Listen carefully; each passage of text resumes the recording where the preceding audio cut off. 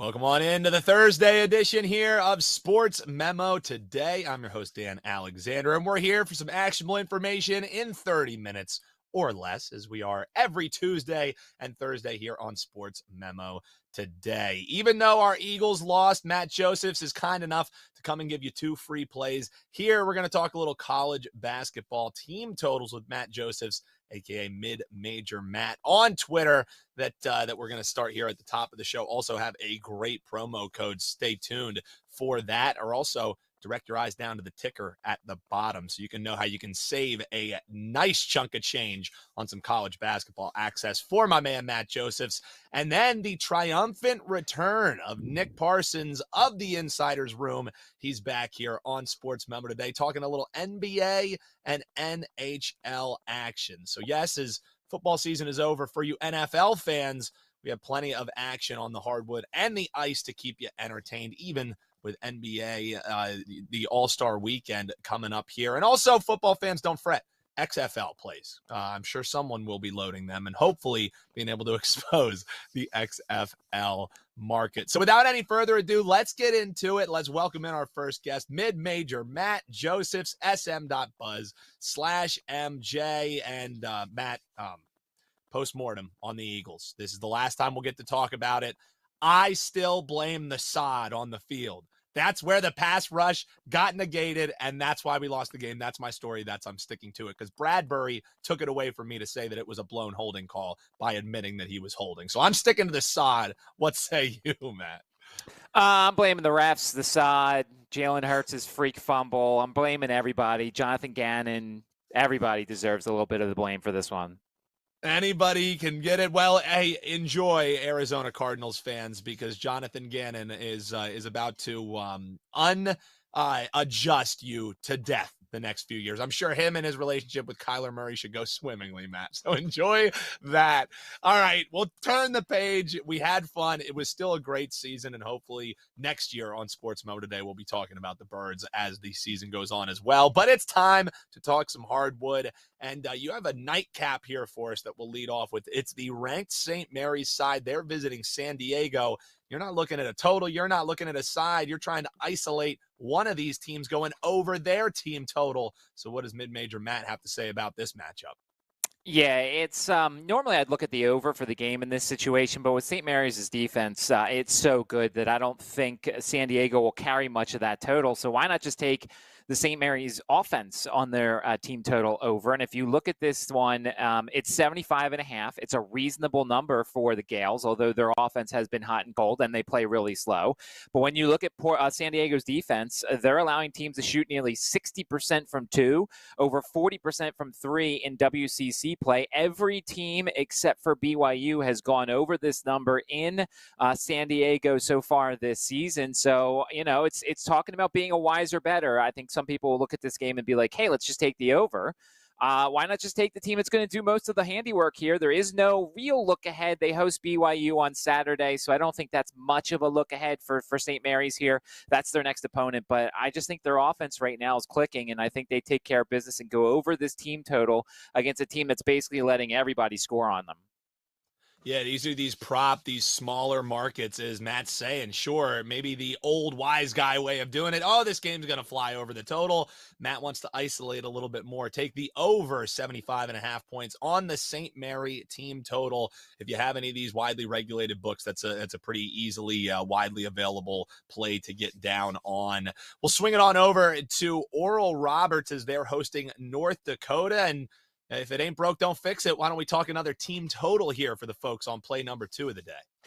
Yeah, I mean, look, you're getting one of the best offenses in the country, and it's crazy because if you look by Ken Pomeroy's numbers, they're 9th in two-point percentage, they're 12th in three-point percentage, and they're 28th in free throw percentage. They score. They've put up over 100 in 2 of their last 3 home games. Max Asmus, Connor Vanover, this is a really good team that I hope makes the NCAA tournament because they can upset the likes of Tennessee or somebody like that if they get the chance. North Dakota, once again, kind of playing along with what we talked about with San Diego.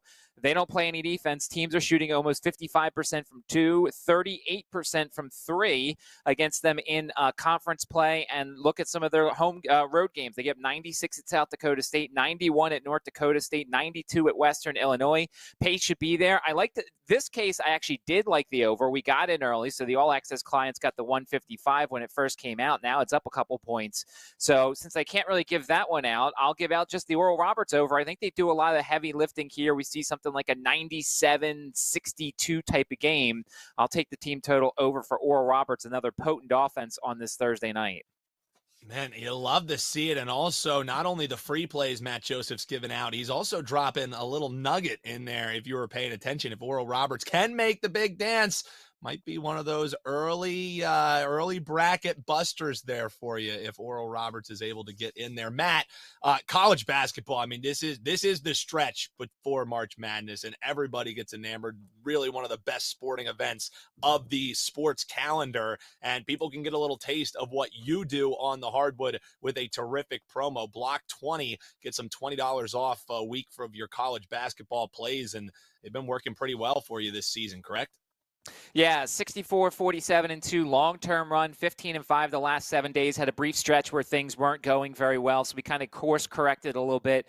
And as I said, if you get the All Access, you get the plays the moment they come out. Sometimes I put plays out the night before when I think that the line that I've got is a good one. Sometimes you'll get it the moment I see something. So it's definitely better to be All Access than to try and chase bad numbers here. And as you see, long-term success for me and some short-term success as well. So you can use Block 20 to get 7 days off the college basketball.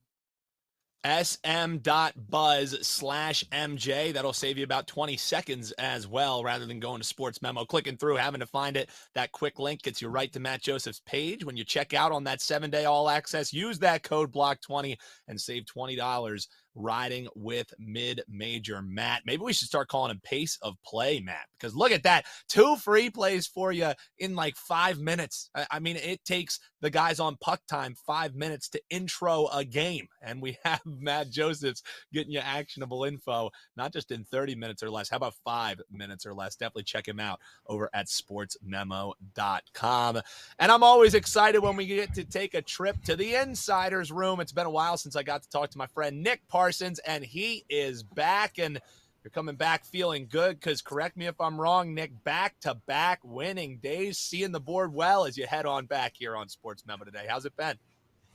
It's been great. Exactly. I missed the Tuesday show, and so, but I actually did hit that $2 Tuesday play. It was a 4% play on Pittsburgh, and so cashed that one and won again yesterday, and so we'll look to keep the good times rolling here on Thursday. It's always the good times rolling. We got Nick Parsons stopping by Sports Memo Today. So happy to have you with us, man. Let's start on the hardwood and take a look. The NBA All-Star break right around the corner. Only three games tonight, so a short card. So I'm wondering, you were able to find something you like on here. It's a total in this Wizards and Wolves game.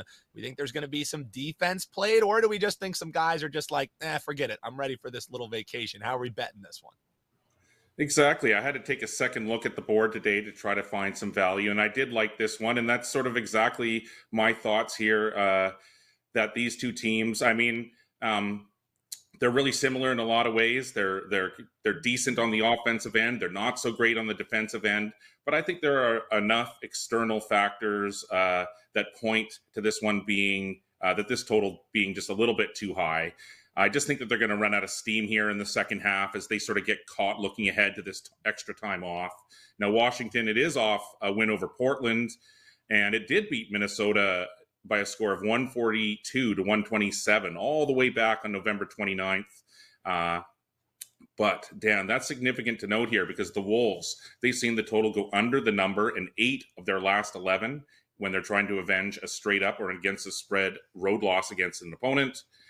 Minnesota itself, it's seen the total go over in 6 straight here. But that fact, it's only helped in adding a few points extra to this total tonight, in my opinion, than it normally would be.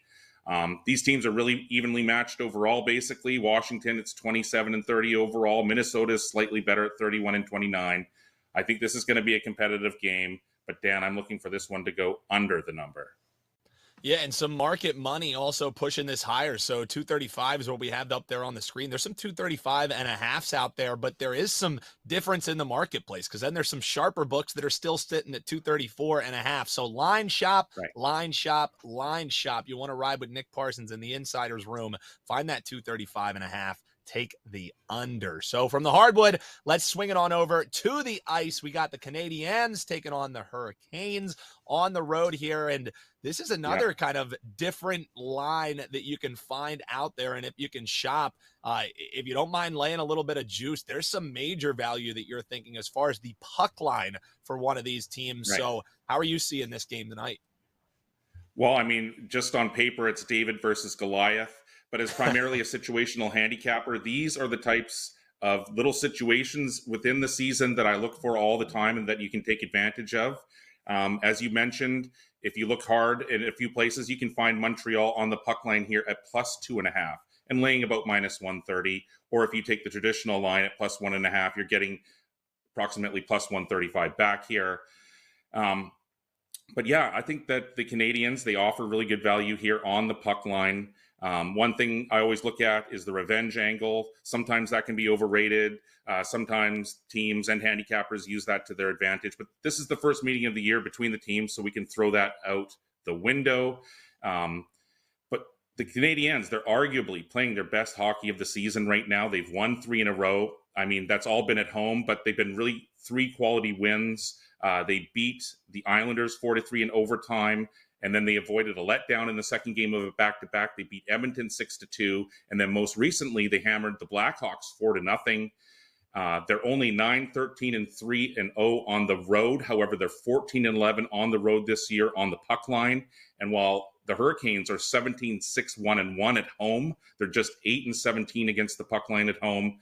Now, Carolina, it's won 8 of its last 10. It's coming off a tight 3-2 win over the Capitals in the nation's capital. But I say the home side is going to get caught looking ahead here. Its next game is a nationally televised game. It's a rematch against Washington. It's the outdoor game. It's the NHL's 2023 Stadium Series game in Raleigh, North Carolina on Saturday night. So not only is this a letdown spot for Carolina, it's also a look-ahead spot. And when you add those two things up, that equals trap game. So if you're feeling adventurous, perhaps sprinkle a little on the money line as well. But yeah, my suggestion will be to take Montreal to keep it going on the puck line. Yeah, puck line, and if you want that plus money, you could even take that +1.5 at some shorter plus money. You can find that 2.5 out there and maybe around -125. And if you are so bold, maybe a little money line sprinkle. And then next time Nick comes on here, we can do a little victory lap of getting the Canadiens home in the David versus Goliath. And when my man is talking NHL, you better be listening. Last 5, especially an 80% run, 4-1. And we were talking hardwood earlier, 255 and 219. If you're looking at what he's done long term, so you invest in Nick Parsons in the insider's room, you're going to be cashing up 29,000 if you're looking at that long-term run. So, Nick, when people head on over to your page, I know short card here in the NBA tonight, but you have anything locked and loaded, anything you're looking forward towards the weekend? What are they going to find when they head on over sm.buzz/TIR? Well, we're rolling now. Football is over, but yeah, this is a great time of year for handicappers. Yeah, we're rolling up towards the conference tournament. So listen, we're going to have lots of plays each and every single day, and you can find us amongst the leaderboards there if you poke around and check out the insider's room over at SportsMemo. sm.buzz/TIR. Greatly appreciate having Nick Parsons stopping by and love getting you some actionable information in half an hour or less. If you enjoyed the show, all we ask you to do, hit that subscribe button. Hop below in the comments. Let us know if you agree, if you disagree, what some of your favorite plays are for tonight, for tomorrow, for this weekend. But that's going to do it for another week here on Sports Memo Today. For Matt Josephs, for Nick Parsons, and the entire Insider's Room, and Eric doing a terrific job behind the scenes, I'm Dan Alexander, and we'll see you Tuesday right here on Sports Memo Today.